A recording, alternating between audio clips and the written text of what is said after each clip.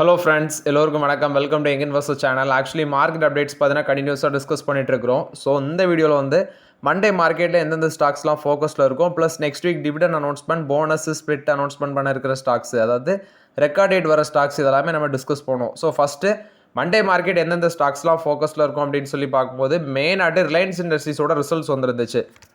ரிலையன்ஸோட ரிசல்ட்ஸ்னையும் பார்க்கும்போது ஓவராலாட்டு ப்ராஃபிட் பார்த்தீங்கன்னா கீழே தான் விழுந்துருந்துச்சு. கிட்டத்தட்ட 18% ப்ராஃபிட் ட்ராப்பு. ரெவன்யூ கொஞ்சம் இன்க்ரீஸ் ஆயிருந்துச்சு. 2.94 lakh crore பண்ணியிருந்தாங்க. ஸோ ஓவரால் ரிசல்ட்ஸ்னையும் பார்க்கும்போது கொஞ்சம் மொக்கையாக தான் இருந்துச்சு. ரிசல்ட்ஸ் எல்லா செக்மெண்ட் வைஸ் பார்க்கும்போது சில செக்மெண்ட்டில் இப்போ ரீட்டெயிலில் மாட்ரேட்டாக இருக்குன்னா ஜியோ அந்த செக்மெண்ட்டில் வந்து ஓரளவு வளர்ந்துருந்துச்சு. அது போக ஆயில் அண்ட் கேஸ் செக்மெண்ட் பார்த்தீங்கன்னா கொஞ்சம் மொக்கையாக இருந்துச்சு. ஆயில் டு கெமிக்கல் செக்மெண்ட் மாட்ரேட்டாக இருந்துச்சு. ஸோ ரிலையன்ஸ் இண்டஸ்ட்ரீஸ் மார்க்கெட்டில் ஃபோக்கஸில் இருப்பாங்க. நெக்ஸ்ட் ஆக்சிஸ் பேங்கோட ரிசல்ட்ஸு. ஆக்சிஸ் பேங்கோட ரிசல்ட்ஸ் பார்க்கும்போது நெட் இன்ட்ரெஸ்ட் இன்கம் 14,457 கோடியாக இருந்துச்சு. ஆனால் எஸ்டிமேஷனோட கொஞ்சம் கம்மியாக தான் வந்திருக்கு. போர்டு வந்து 20,000 கோடி ஃபண்ட் ரைஸ் பண்ணுறதுக்கு பிளான் போட்டுட்ருக்காங்க. அது மட்டும் இல்லாமல் ஒரு 30,000 கோடி டெப்ட் இன்ஸ்ட்ருமெண்ட் மூலமாக ரைஸ் பண்ணுறதுக்கும் அவங்க பிளான் போட்டுட்ருக்காங்க. ஸோ வெயிட் பண்ணலாம் ஆக்சிஸ் பேங்க் மார்க்கெட்டில் எப்படி ரியாக்ட் ஆகுதுன்னு. நெக்ஸ்ட்டு ஆர்பிஎல் பேங்கோட ரிசல்ட்ஸும் வந்துருந்துச்சு. ஓரளவு பார்த்தீங்கன்னா ரிசல்ட்ஸ் நல்லா இருந்துச்சு. கிராஸ் என்பிஏ கொஞ்சம் குறைஞ்சிருந்துச்சு, ப்ளஸ் நெட் என்பிஏ குறைஞ்சிருந்துச்சு. ப்ரொவிஷன் பார்த்தீங்கன்னா ஒரு 6% வளர்ந்துருக்கு. இது வந்து அவங்களுக்கு ஒரு நெகட்டிவாக இருக்கலாம். ஸோ இவங்க ஆர்பிஎல் பேங்க் ஃபோக்கஸில் இருப்பாங்க, ப்ளஸ் ஆக்சிஸ் பேங்க்கும் ஃபோக்கஸில் இருப்பாங்க. பேடிஎம்முக்கு என்ன ஒரு தலைவலினா லைசன்ஸை கேன்சல் பண்ணிட்டாங்க ஆர்பிஐ. அதாவது நீங்கள் அந்த பேடிஎம் பேமெண்ட்ஸ் பேங்கோட லைசன்ஸை வந்து கேன்சல் பண்ணிட்டாங்க. அது இமீடியட்டாக எஃபெக்டிவ்க்கு வருது. இது வந்து அவங்களுக்கு ஒரு நெகட்டிவ் அப்டேட்டாக இருக்குது பேடிஎம்முக்கு. ஸோ இது பேடிஎம்மும் மண்டே மார்க்கெட்டில் ஃபோக்கஸில் இருக்கும். மெயினாக எதிர்பார்க்குறது ஐடிஎஃப்சி ஃபர்ஸ்ட் பேங்க். ஐடிஎஃப்சி ஃபர்ஸ்ட் பேங்கோட ரிசல்ட்ஸும் வந்திருக்கு. ஓரளவு ஆக்சுவலி அந்த 590 கோடி ஃப்ராட் இம்பேக்ட் ஆனதுக்கு அப்புறமும் அவங்க அந்த ஃபண்டை செட்டில்மெண்ட் பண்ணிட்டாங்க ப்ராப்பராகிட்டு. சில அமௌண்ட் வந்து இதில் இன்சூரன்ஸில் கிளைம் பண்ணியிருக்கிறாங்க. ஸோ ஐடிஎஃப்சி ஃபர்ஸ்ட் பேங்க் வந்து ப்ராஃபிட் தான் போஸ்ட் பண்ணியிருக்கிறாங்க. நல்லா ப்ராஃபிட் வந்து ஒரு 5% டீசெண்டான ரிசல்ட்ஸ். 319 கோடி பண்ணியிருக்கிறாங்க. 5% வளர்ந்துருக்கு. நெட் இன்ட்ரெஸ்ட் இன்கம் 15% வளர்ந்துருக்கு. 5,677 கோடியாக இருக்குது. என்பிஏவும் குறைஞ்சிருக்கு, நெட் என்பிஏவும் குறைஞ்சிருக்கு.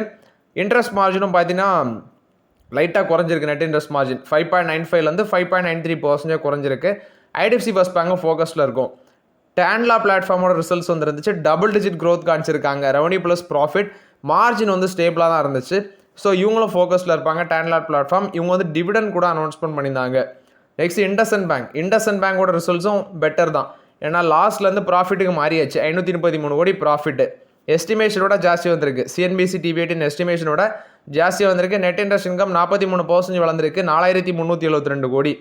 இது போக கிராஸ் என்பிஏ 3.43%. கிராஸ் என்பியும் குறைஞ்சிருக்கு, ப்ளஸ் நெட் என்பியும் குறைஞ்சிருக்கு.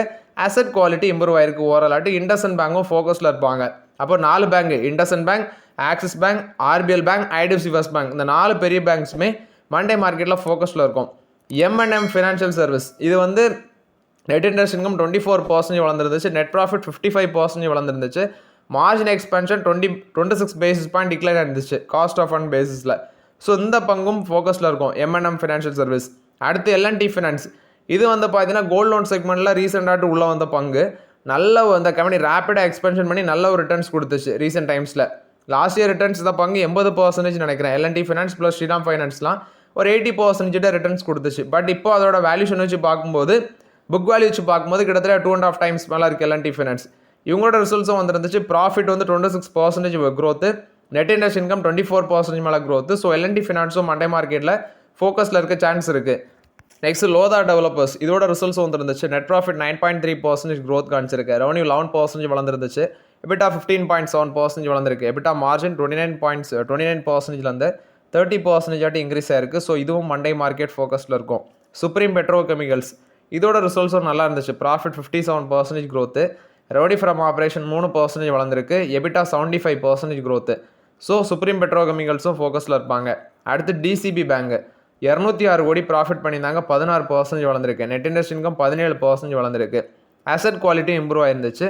அது மட்டும் இல்லாமல் 1,500 கோடி QIP மூலமாக ரைஸ் பண்ணுறாங்க. பல்ராம்பூர் சீனி மில்ஸ் இவங்க 160 கோடி இன்வெஸ்ட்மெண்ட் பண்ணுறாங்க. லாக்டோ ஜிப்சம் ப்ராசஸிங் பிளான்ட் வந்து செட்டப் பண்ணுறதுக்கு. ஸோ இவங்களும் மண்டே மார்க்கெட் ஃபோக்கஸில் இருப்பாங்க. இந்தியன் ஹியூம் பைப் இந்த கம்பெனிக்கு 418 கோடி worth of order Maharashtra Krishna valley development corporation வந்து கிடச்சிருக்கு. ஸோ இந்த பங்கும் பார்த்தீங்கன்னா மண்டே மார்க்கெட் ஃபோக்கஸில் இருக்கும். நெக்ஸ்ட் எஸ் பேங்க் கொடுத்த அப்டேட்டு. எஸ் பேங்க்ல சில லீடர்ஷிப் மேனேஜ்மெண்ட் பண்ணுறாங்க. லீடர்ஷிப் மேனேஜ்மெண்ட் சேஞ்சஸ் வருது. வினய் முரளிதரை வந்து மேனேஜிங் டைரக்டர் அண்ட் சிஓட்ட அப்பாயின்ட் பண்ணியிருக்கிறாங்க 3 இயர் டேர்ம்ஸ். அதாவது வினய் முரளிதர் டான்ஸ் 3 year term managing director and சிஓட்ட அப்பாயின்ட் பண்ணியிருக்கிறாங்க.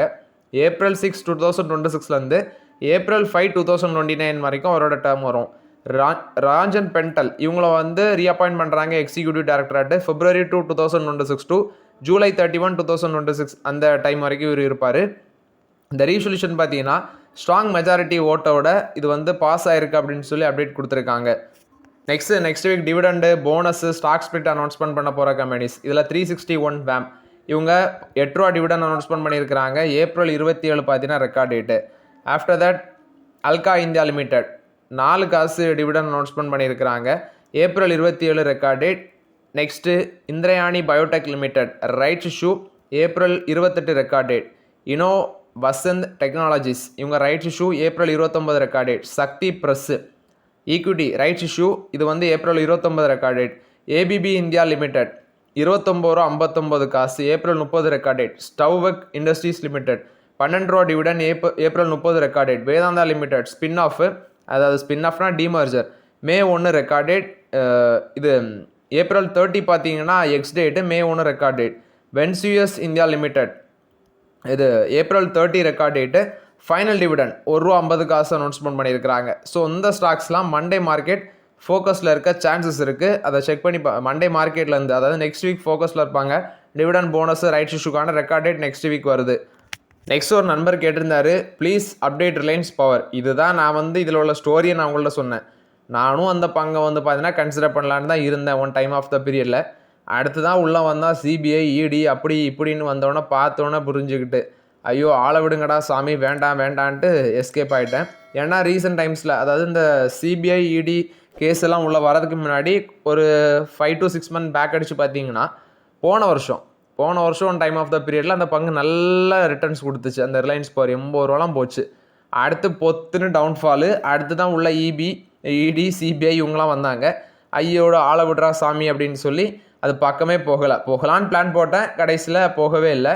அது ஏன் அப்படிங்கிறது உங்களுக்கும் தெரியும். அதனால இந்த மாதிரி ரிஸ்க் இருக்கிற பங்கு பக்கம் போக வேண்டாங்கிறது என்னோட ஒப்பீனியன். ஏயு ஸ்மால் ஃபைனான்ஸ் பேங்க்கில் வந்த அப்டேட்டு விவேக் திரிபாதியை வந்து எக்ஸிக்யூட்டிவ் டைரக்டராக வெல்கம் பண்ணுறாங்க RBI. ஆக்சுவலி அந்த அப்பாயின்மெண்ட்டுக்கு RBI அப்ரூவல் கொடுத்துருக்காங்க 3 year terms.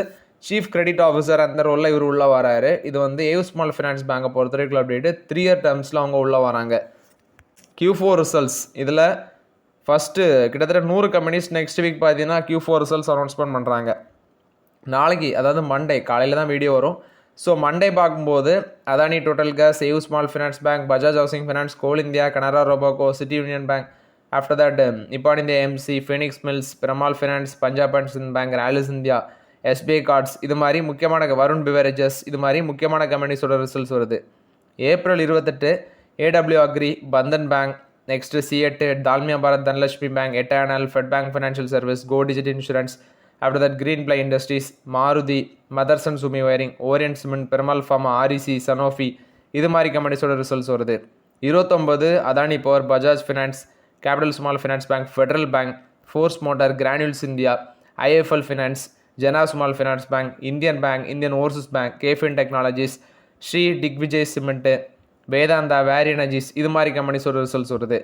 April 30 ACC, Adani Ports, Bajaj Finserv, Central Bank of India, கிராம்டம் கிரீவ்ஸ், next Equitas Small Finance Bank, அடுத்து ஹிந்துஸ்தான் யூனிலிவர், இண்டஸ் டவர், இது மாதிரி கம்பெனிஸோட ரிசல்ட்ஸ் வருது. May 1 ஃப்ளாடெக்ஸ் இந்தியா, ஜிண்டால் ஸ்டீல், ராமகிருஷ்ணா ஃபோர்ஜிங்ஸ், இதோட ரிசல்ட்ஸ் வருது.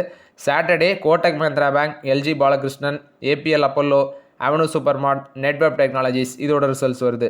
ஸோ 7 நாள் நிறைய கம்பெனிஸோட ரிசல்ட்ஸ், கிட்டத்தட்ட 100க்கும் மேற்பட்ட கம்பெனிஸோட ரிசல்ட்ஸ் வர இருக்குது.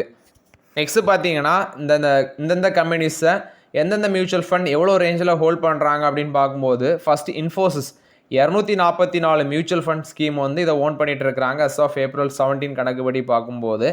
ஸோ இது இன்ஃபோசிஸில் இவ்வளோ இது இருக்குது. 4-star ரேட்டிங்ஸ் வேல்யூ ரிசர்ச்சில் PE ரேஷியோ 19 இருக்குது, PB ரேஷியோ 5.8 இருக்குது. Mahindra and Mahindra 203 mutual fund scheme இதை ஓன் பண்ணுறாங்க. 4-star ரேட்டிங் வேல்யூ, PE வந்து 25 இருக்குது, PB வந்து 4.6 இருக்குது. Maruti Suzuki India 192 mutual fund scheme own பண்ணுறாங்க. 4-star rating, PE ratio 28, PB ratio 4. Coforge 131 mutual fund scheme own பண்ணுறாங்க. 4-star value rating, P ratio 36.6, PB ratio 6.1. Dixon Technologies 129 mutual fund scheme own பண்ணுறாங்க, 3 star rating இருக்குது. P ratio 42.9, PB ratio 15.5% அந்த ரேஞ்சில் இருக்குது. Next UCO bank net profit 22% increase ஆயிருக்கு, 801 கோடியாக இருக்குது. Net interest income 3% town, 2614 கோடியாக இருக்குது. கிராஸ் என்பிஏ 2.41%லேருந்து 2.17% குறைஞ்சிருக்கு. நெட் என்பிஏ 0.36%லேருந்து 0.27% குறைஞ்சிருக்கு. ப்ரொவிஷன் 326 கோடியாக இருக்குன்னு சொல்கிறாங்க. ப்ரொவிஷன் பார்த்தீங்கன்னா 663 கோடியிலேருந்து 326 கோடியாட்டி இயர் ஆன் இயர் பேசிஸில் கம்மியாக இருக்குது. அதே குவார்டர் ஆன் குவார்டர் பேஸில் 525 கோடியிலேருந்து 326 கோடியாக கம்மியாக இருக்குது. நெக்ஸ்ட்டு அவங்களோட ஆப்ரேட்டிங் ப்ராஃபிட் 7.4% டவுன், 1573 கோடி. ரைஸ் பண்ண போகிற ஃபண்ட்ஸு 2700 கோடி. பாண்ட்ஸ் மூலமாக 2027 5000 கோடி ரைஸ் பண்ண இருக்கிறாங்க. After that capital adequacy ratio 18.61%, tier one capital ratio 16.59%, credit to deposit ratio 80.21% அந்த ரேஞ்சில் இருக்குது. இது யூகோ பேங்க் போஸ்ட் பண்ண results update. So okay friends, actually இந்த வீடியோவில் சில இம்பார்ட்டன்ட் அப்டேட்ஸ் எல்லாமே டிஸ்கஸ் பண்ணோம். இந்த வீடியோ உங்களுக்கு பயனில் தான் இருந்துச்சுன்னா லைக் பண்ணுங்கள், சப்ஸ்கிரைப் பண்ணுங்கள், கமெண்ட் பண்ணுங்கள். Okay friends, thank you.